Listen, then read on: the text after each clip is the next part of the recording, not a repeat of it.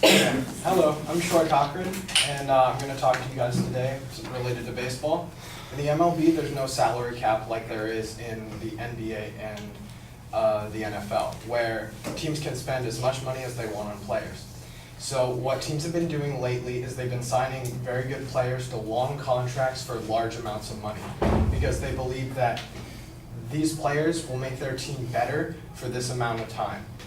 Now, Mike Trout just signed a huge contract for the Los Angeles Angels for 7 years for $144 million. Now, that's a large amount of money, and the Angels have done this because they believe, and I believe, that Mike Trout will have the greatest impact of any MLB player in the next 5 years.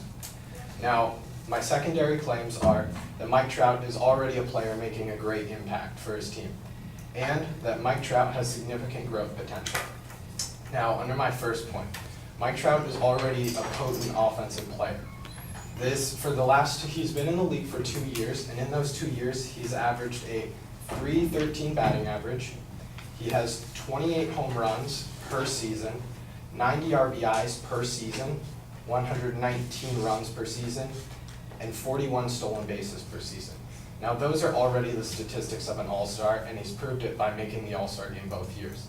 Now, he's also been second place in MVP voting both years. Also, he had a .402 on-base percentage, which is the percentage of time he is on base, and his slugging percentage was a .544, which is the amount of extra base hits he gets over the at-bats that he has. Now, with these stats, he's already a great offensive player. He's also a very effective defensive player. He has great speed, which he uses on the base path, and he also uses in the outfield. He plays center field, and he has great range. He uses his speed to go catch balls all over the center field, and he makes himself a great fielder.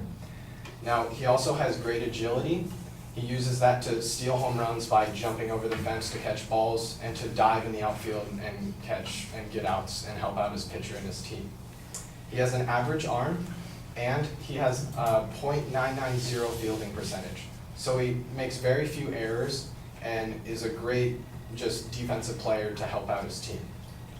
He also is already making a huge impact at historic levels. Now, he has a historically high WAR for his first 2 seasons. Now, WAR is a statistic which stands for wins above replacement. It stands for the wins that you give your team above the replacement of a AAA player, which is a league lower than the major league level. Now, his first season, he had a 10.8 WAR, and his second season, he had an 8.9 WAR.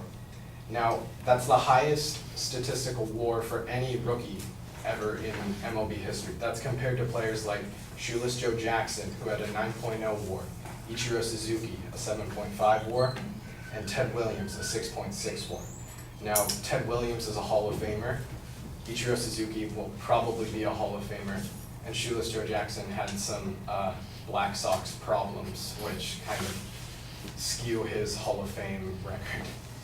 Now, also, Mike Trout has significant room for growth. Now, he is only 22 years old. The average age for a rookie is 24 years old. He came into the league when he was 19 years old, and he's already making an impact. So clearly, he has a lot of years in the league to grow and to get better. Now, he has not yet reached his prime. J.C. Bradbury, he put a sample together of players who have retired by the year of 1995, and he showed that the batting and slugging percentages both hit a peak at age 28, and that home runs and on-base percentage peak at age 30 for these players. Now, if you relate that to the stats that Mike Trout already has, it's hard to imagine a player with stats that would be any better than the ones that he already has. And he is still maturing and hasn't reached his full potential. Now, his stats have been compared to the likes of Mickey Mantle, who some hold to be one of the greatest baseball players of all time. And after Mickey Mantle, before he had turned 22, the stat comparison is as such.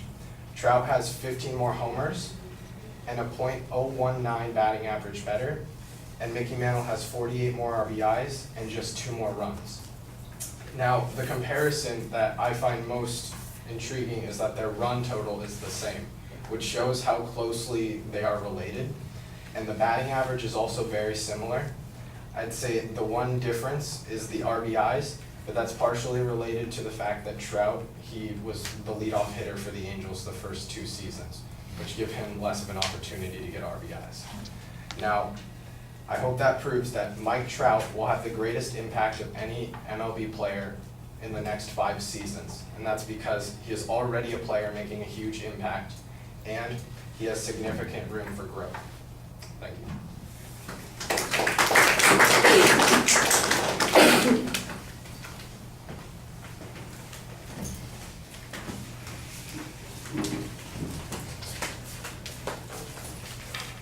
Thank you.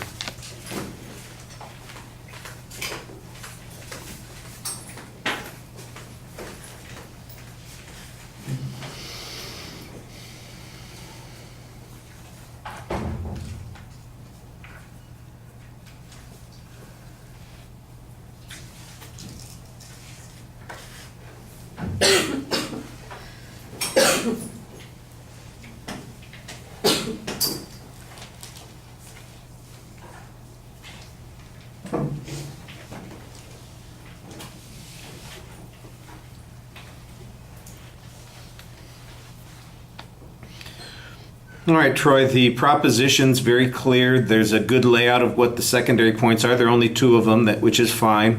The first point is a lot of statistical information, and I think you do need the statistics. By the way, I don't doubt the statistics. You do want to tell us where they came from. I assume they're MLB statistics, or you got them from some other source that represents the MLB statistics. But you do want to make sure that you confirm that for us. I thought that the information is very extensive. What you need to do a little bit more of, though, is tell us how those statistics compare, because it isn't until the second point where you do any of this kind of comparison, and you're trying to make this early comparison. Remember, you're talking about he's going to have the greatest impact in the next 5 years. So what are, who are the comparable players in the next 5 years that we might be looking at? I don't have any way of contrasting some of those numbers. I assume that they are all very favorable because he got the contract that you cite.